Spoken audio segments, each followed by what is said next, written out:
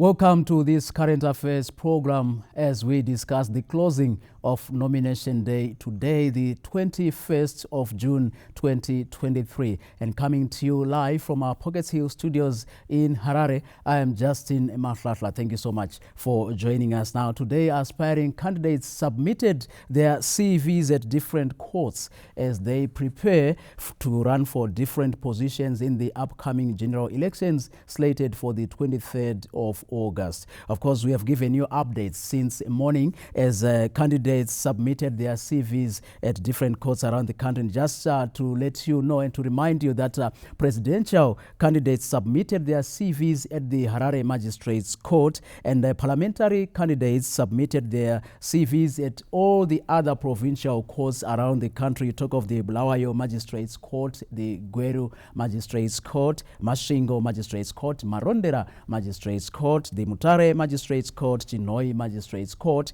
Gwanda Magistrates Court, as well as the Wange Magistrates Courts. And of course, joining us in the studio now is Dr. Leopold Chakanyuka. And of course, joining us in the studio now is Dr. Leopold Chakanyuka, a political analyst, to analyze the events of this day, nomination court day, as we prepare for the 2023 general elections. Doctor, welcome to the program. Thank you, Justin.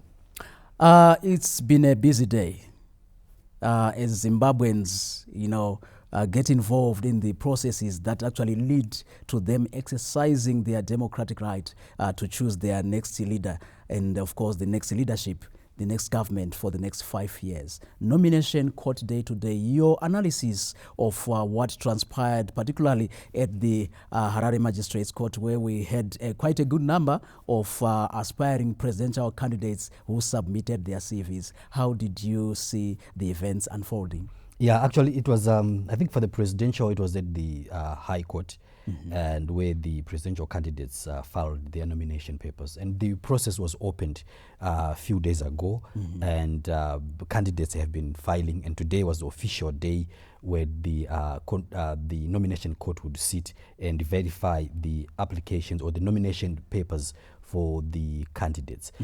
Zimbabwe, what you need to know, is a democratic country where everyone within the country is, by the constitution, according to the constitution, allowed to stand for office or to elect someone or to be elected. But of course, there are certain requirements for one to stand for a particular office. For example, if you want to be a president of Zimbabwe, you have to be 40 years and above, and you also have to be nominated by 100 people, 10 per each province. If you want to stand for the parliamentary position, you have to be 21 years and above. So generally, all these people who qualifies for who meet those particular requirements, and we had the right and the opportunity today to go to the nomination courts that were in all the 10 provinces to file their nomination papers. And here in Harare, we had the presidential candidates filing their nomination papers. So the fact that we have multiple members who filed their nomination papers today shows that we are a democratic country, and the space is open for everyone to contest for the president of this country. And it also shows that anyone who wants to, you have the opportunity to do so.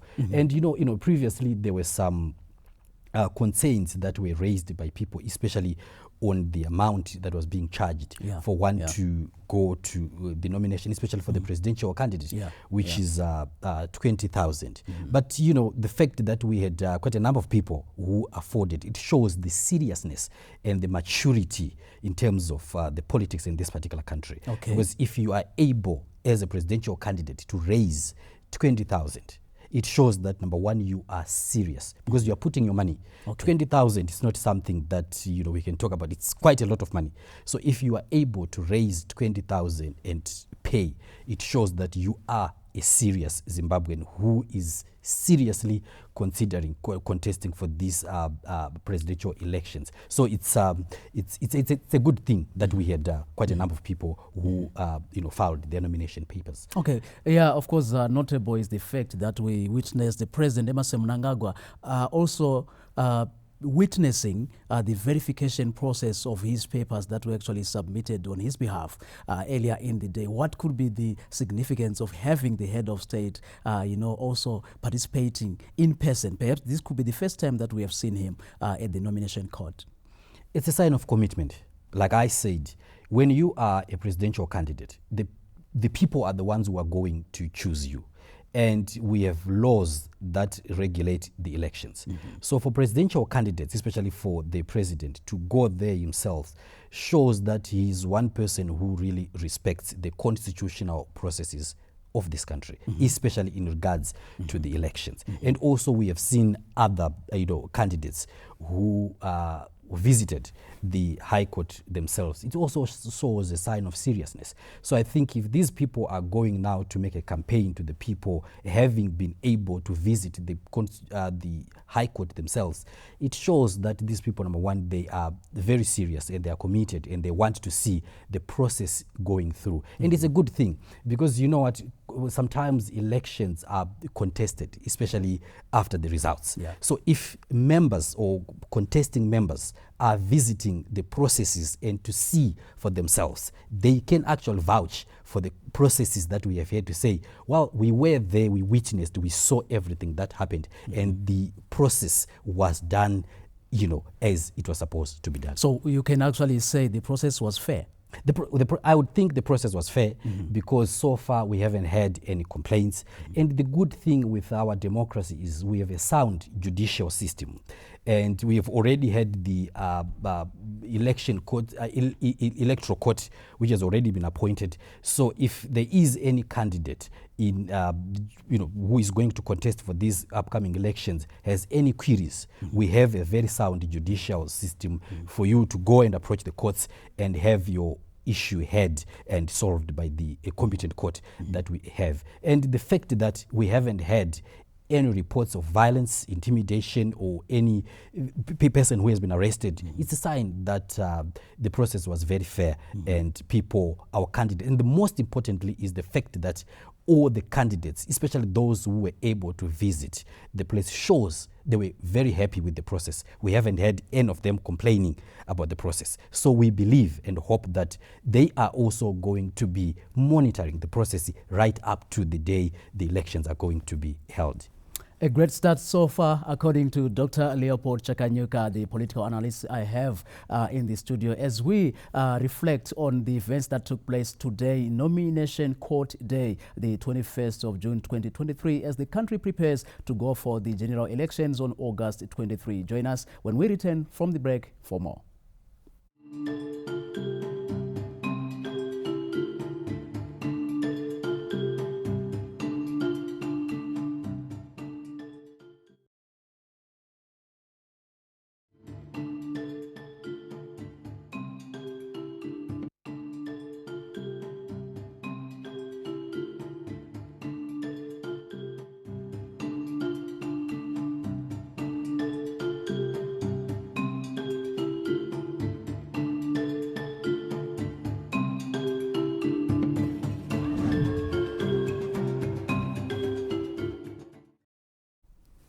Welcome back. We are reflecting on Nomination Court Day, the 21st of June 2023, as we witnessed today throughout the day from 10 a.m. up to 4 p.m. aspiring presidential candidates as well as aspiring members of parliament and councillors as they submitted their nomination papers at the nomination court today for consideration to contest in the August 2023 general elections. And I still have Dr. Leopold Chakanyuka, our political analyst, to discuss the events and what the implication is on the electoral processes as we head for the general elections. Now, Doctor, what do the events that took place today, the nomination court proceedings, mean for the general public in Zimbabwe? Yeah, the nomination court is actually one of the most important processes of the election after proclamation. So you'd realize that when we go for the election on the 23rd of August, we go to and put our X on a ballot box. So the ballot box has the people, the faces or the parties and the symbols of those who are contesting for the elections, right? So the nomination court sits to verify those particular candidates who wants to be on the ballot box. The ballot paper. The ballot paper, sorry. So for one to appear on the ballot paper, you have to go through the nomination court. So the court, when it sits, it verifies all the documentation, the requirements. As I've said, for example, if you want to sit to contest for the presidential position, you have to be above 40. If you want to contest for parliament, you have to be above 21 years old. And if you want to go for the youth quota, you also have to be within that particular category of the youth category. For women, it's the same. For the Senate, you have to be above the age of 40 and be registered in the province that you intend to contest in, right? So I'm saying for those particular people to appear now on the ballot box, they have to go through the court process, which will verify if these people meet the requirements that are prescribed in the electoral laws of this country. So the court, after making a determination, will give us the list of those people who were successful and the list of people who appear on the ballot papers. So when we go to vote on the 23rd, only the people who were approved when the nomination court said today are the people that are going to appear on the ballot box, on the ballot papers. So it's a very, very important process, because without this process, we won't have the names of the candidates who are going to contest. So after today, it's work now. People are going to campaign, and now people will know who is who and who is going to be representing.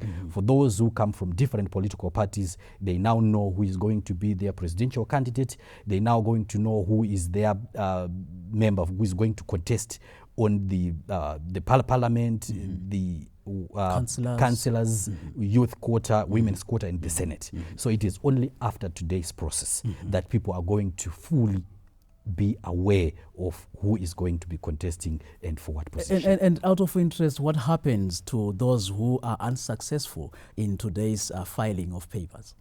I think it would depend on why you would have failed. If perhaps you don't, like I said, let's say if I'm not yet 40 and I want to contest for the presidential position, I fail, right, because of my age.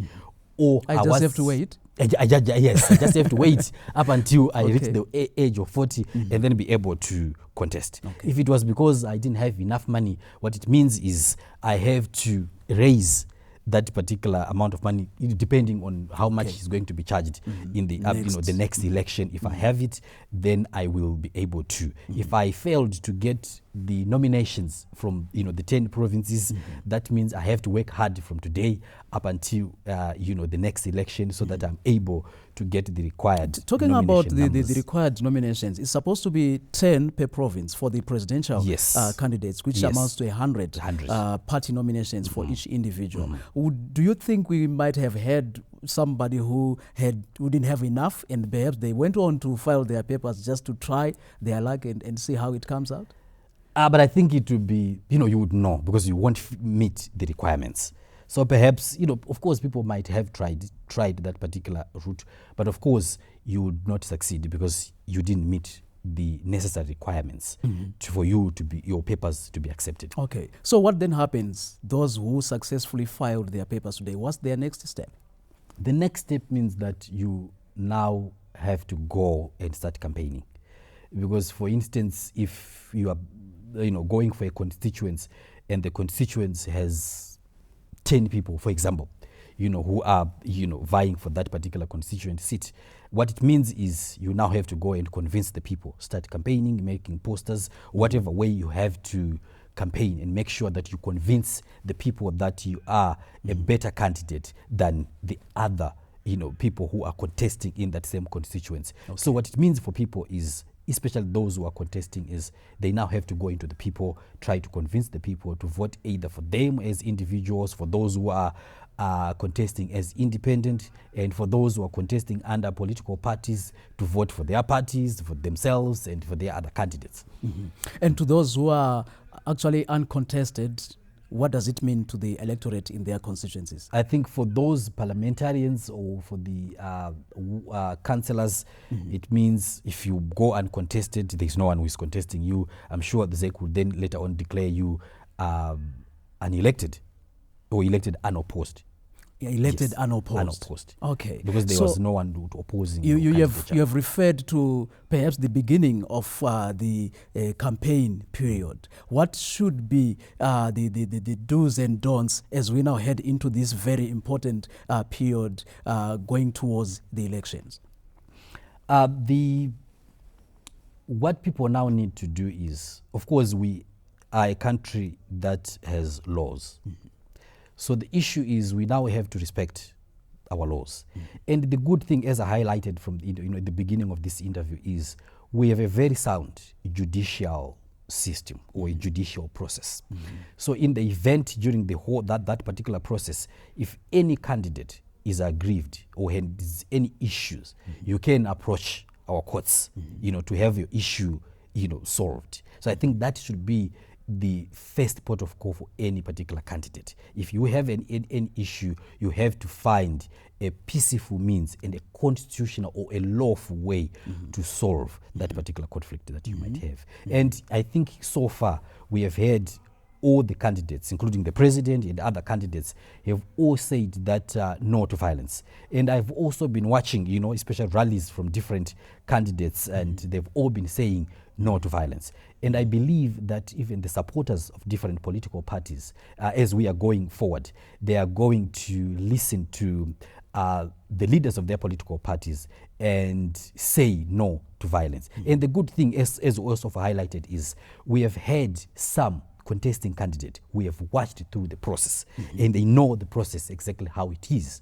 And I'm sure they are going to conscientize and to educate their members about the fairness of the process and how the process is supposed to proceed from today. So that because sometimes the contestation that we have comes as a result of misunderstanding. Because the people, as we are the general people, sometimes we have no knowledge of the processes that are going to come after today's process. I want us to discuss the issue of processes when we return from this break, Doctor. So please hang on to that insight. We'll discuss that more. Join us after this break. We'll be back. We are looking at Nomination Court Day today, the 21st of June 2023, and its implication on the electoral processes that have unfolded. Join us when we return.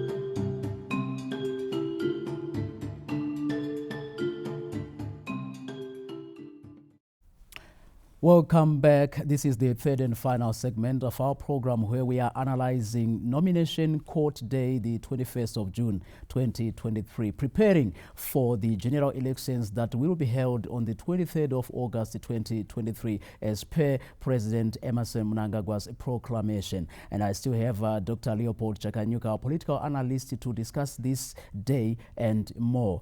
Doctor, before the break, you had mentioned the very important fact that processes so far in terms of the electoral processes have been quite transparent to the public. Maybe you can shed more light which processes have been opened to the public and what is the importance of having these processes opened to the generality of Zimbabweans.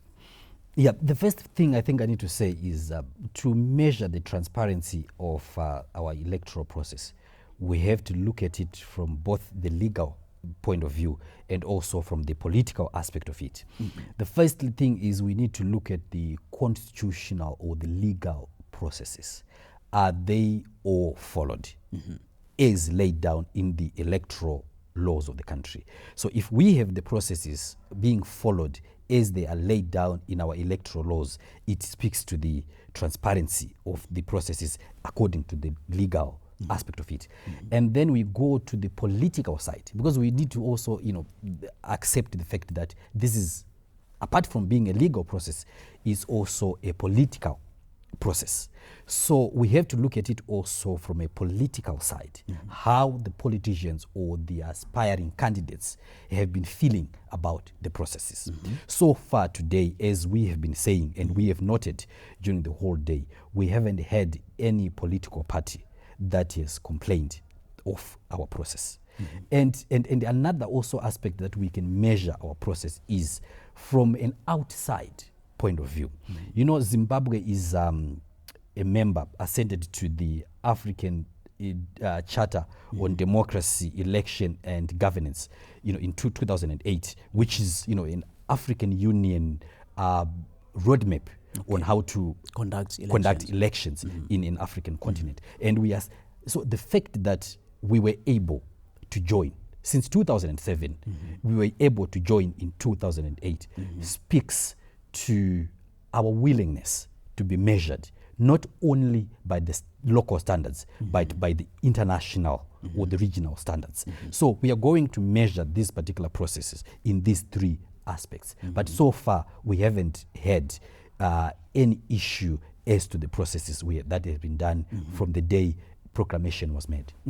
And the generality of Zimbabweans to date have been vigorously or significantly involved in the processes, the delimitation report, and now in terms of having access to information in terms of the voters' roll, inspection, and now nomination court day, all the processes being this transparent. What would you say also about the interest of the common men there, out there, in terms of having knowledge about the elections of the country? You know, in election, it's one important process of our country, because it determines the future of our country or those who are going to be leading us. And as we have said, every Zimbabwean has a right to participate in the electoral processes of the country. And therefore, it is on us, first as individuals or as political parties, to get information on the electoral processes of our country so that we don't get misinformed. Right, also that we choose our leaders wisely, because sometimes, you know, if we don't participate in the electoral process, we end up having perhaps leaders maybe that you didn't vote for, but you are given an opportunity to say you have a right to go and vote for candidate that you want. So I think as Zimbabweans, we have to take the electoral processes very seriously and follow them, and sometimes even find news where we are not able to get information.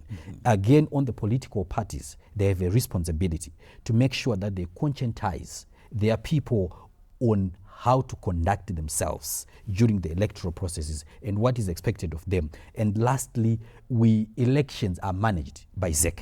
So ZEC has a very, very important responsibility, of course, to conduct the whole electoral processes and also to educate the people, to make sure that there have been channels of communication that have been opened between ZEC and the general public, so that when I need information about the electoral processes, not only for this election, but even for the future elections, I should be able to get that information at any given time. Because sometimes it's very challenging, especially when you go to the rural areas where information doesn't get there on time. So it then becomes the responsibility of the electoral authorities to make sure that the correct information gets to the people on time, so that they are not deceived or taken advantage of. And now your assessment of the political situation currently prevailing, what do you think about it? So far, we have had a very conducive environment. The environment has been very, very, good. You can't even tell that we are going into an election as it is, because the life is just as every day, and we haven't seen, but I'm sure, of course, after today, there is going to be a change. Because, in what way?